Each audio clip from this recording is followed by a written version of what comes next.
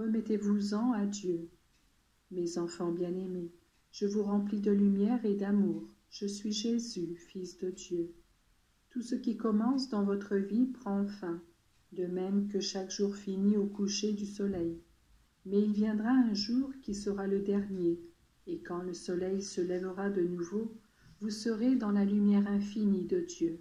C'est vers ce jour éternel qui n'aura pas de couchant que je vous invite à tourner votre pensée.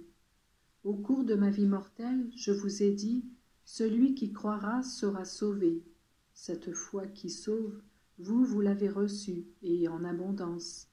Agissez de manière à l'accroître de jour en jour, de minute en minute, en l'exerçant. Elle est un moyen de sainteté et l'encre de salut dans le monde. Si vous l'augmentez journellement, vous bénéficierez de tous les avantages qu'elle vous apporte. La foi vous oblige à être humble, car elle vous montre les vérités éternelles qui renferment des mystères profonds. Et quand l'homme, conscient de la distance infinie qui existe entre Dieu et lui, se soumet en acceptant même l'inexplicable, il n'est pas avili dans sa dignité, mais il grandit précisément grâce à cette humilité qui le fait croire. Être enfant de Dieu est une grande réalité qui exige une foi profonde et sincère en lui et un amour sans mesure. La foi est le premier degré de l'escalier qui vous fait monter jusqu'à Dieu, puis tout le reste suit. Croire correspond à espérer, car la vie éternelle de Dieu est aussi un héritage pour l'homme. C'est ainsi qu'en vivant de foi, tout se simplifie, tout s'explique et l'on se réjouit de tout. Chaque fois qu'en pensant à Dieu, vous renouvelez dans votre esprit la pensée de sa bonté, de sa présence illimitée et immense, de sa justice infinie, vous augmentez votre foi, et par l'union qui existe entre tous les hommes, vous obtenez à vos frères qu'eux aussi accroissent leur foi. Mais que doit être pour vous l'acte de foi en ce moment-ci? Parcourez en un éclair les journées écoulées.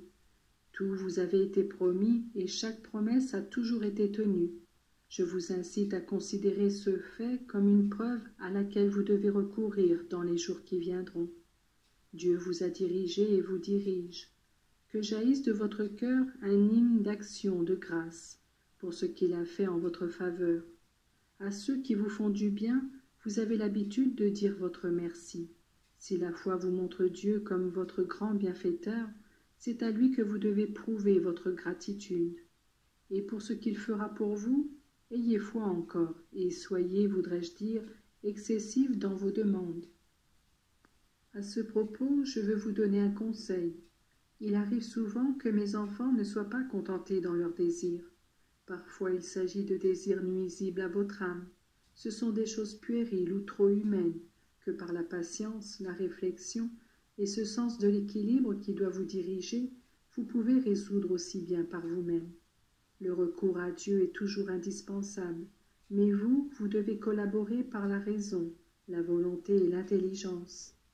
Moi, je vous assiste toujours, et de même qu'un père désire que son enfant grandisse en capacité de travail et fasse ses expériences qui l'aident à mûrir, de même Dieu vous laisse le libre exercice du bon sens et des facultés, grâce auxquelles l'homme devient capable de progresser. Je vous ai dit aussi, ayez foi, continuez à vous remettre à Dieu pour tout, que vos facultés spirituelles vous guident dans la réalisation des œuvres humaines, et demeurez tranquille. Si la tribulation se prolonge, faites de votre mieux pour la supporter, la surmonter ou l'accepter, mais ne vous laissez jamais déprimer, car c'est un manque de foi. Celui qui croira et sera baptisé sera sauvé. Vous avez reçu un baptême d'eau et d'Esprit Saint, mais chaque fois que vous le voulez, vous pouvez recevoir un baptême de sang qui vous purifie. La confession, mes enfants, on méprise trop ce grand sacrement. À celui qui veut grandir et progresser dans les vertus, il faut le secours de Dieu par la grâce. Moi, je fais descendre sur vous mon sang dans le sacrement de la confession. Il est comme un baptême renouvelé pour celui qui le reçoit et redonne leur splendeur aux âmes enlaidies par le péché. Faites un bon usage de ce don. Quand vous arrivez devant le juge suprême, il vous sera demandé quel usage vous aurez fait du sang de l'agneau. Je vous donne mon embrassement, tandis que je vous répète avec insistance et amour, celui qui croira sera sauvé.